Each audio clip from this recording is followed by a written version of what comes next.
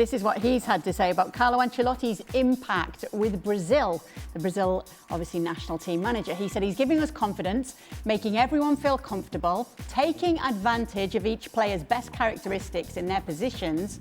He gives us peace of mind, making the work easier, and everyone enjoys it. Now, Shaka, some people have speculated that this is an indirect message, or maybe a direct message. I was about to say. To Xabi Alonso. I think without question, given what we've heard from Vinicius Jr. since the start of the season, given his unhappiness, which we've discussed, and given his success with Carlo Ancelotti at the helm of Real Madrid, his importance to that success, this is very thinly veiled, and that's put it as nice as I possibly can. And you understand, and you sympathize. Again, given the success with Ancelotti, given his frustration so far this year, he's not shy to make those feelings known. But Ali, hasn't he just been asked about his former Real Madrid coach, Carlo Ancelotti, and his current Brazil coach, Carlo Ancelotti? You know, he won a lot of things with this coach. Wouldn't he say something like this about Ancelotti? Well, yes, but I think we may have missed something in the graphic, because I'm pretty sure that right above the start of the quote, it should have said, "Dear Xabi, comma," and then all of it. Look, it is true about Carlo Ancelotti, but it is a message. It absolutely is a message. You don't have to read between the lines. It's right there, and it's telling you exactly like, hey, this guy gives me freedom. This other guy over here, he's taking all the freedom. He's taking all the joy. He's sucking the joy out of life. In fact, I don't want to be around him. I know, by the way, he dares to take me off the field. How dare he? Absolutely, there is a message here that is still very carefully crafted, I would say, and I would suggest, in that I'm not stepping on anybody's toes. I'm merely talking about Carlo Ancelotti.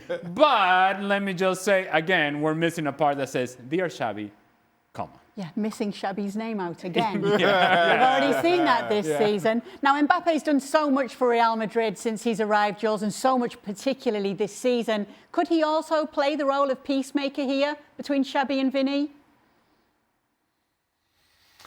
I guess, I don't think that's his role, but I guess he could do it. Of course, anybody could do it. I think you probably look more at Valverde and those kind of characters who've been there a long time, who know the house and the institution that Real Madrid is, really. But do they need a peacemaker for? It's just, I think it's very simple. Again, we go back to change of managers.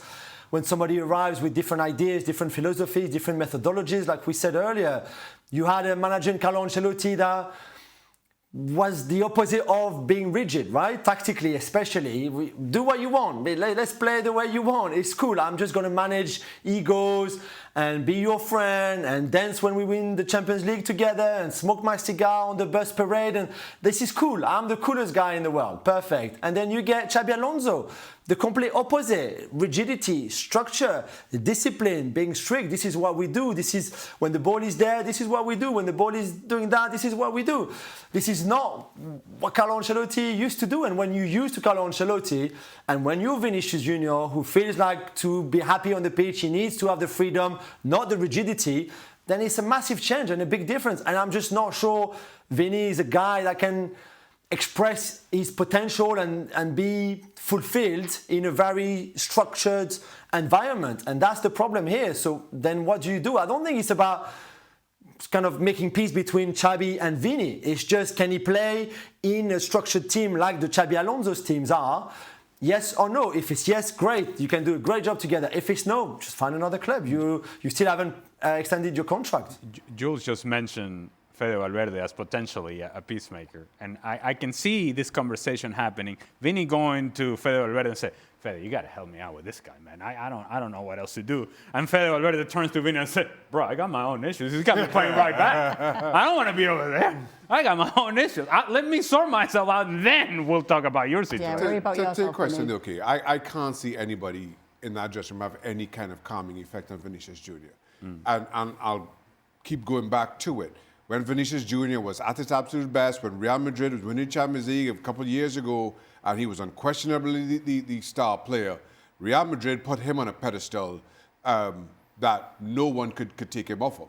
Now that Kylian Mbappe has come in and he's now the star player, he's the last person that Vinicius Jr. is going to be listening to at this point. So I think this is an issue of Real's own making, and I'm not sure that there's anybody who, outside of Carlo Ancelotti, who can fix it. So are you suggesting that a big-time player that gets pushed off the pedestal by a new incoming player who's a bigger name and a bigger brand and a bigger presence, that hurts some feelings? Well, much like Vinicius' statement, it's pretty easy to read between those lines. All right, okay. Let's see what Jules has got to tell us about the injury to Gabriel here. Is it serious? We don't know much yet. It's a bit early. The question was asked to Carlo Ancelotti after the game. He said he felt something in his groin on the right hand side. We saw that on the footage anyway. I guess if you're Mikel Arteta right now and any Arsenal fan around the world, you're just hoping that it is by precaution that Gabriel came off, that he would not be too serious, because in a week time they obviously play the North London derby against Tottenham, and after that they will have Bayern Munich at home in the Champions League, and then they go away at Chelsea the following weekend. So there's loads of massive games coming up for Arsenal, and the last thing you want is to lose Gabriel before those games. So I think the scan's probably booked for tomorrow, I believe. At least it's good he's in London right now, because the game was at the Emirates. They've been training at the Arsenal training ground pretty much all week for this game against Senegal. So he's in familiar territory, if you want, which is a very good thing, even to be assessed by his own doctors, unlike other players who might be with the national team far away from where the clubs are. So that's the positive thing. But for now, we don't know too much about it. Carlo Ancelotti didn't seem too worried, I guess. But again, I don't think he knew too much about it either.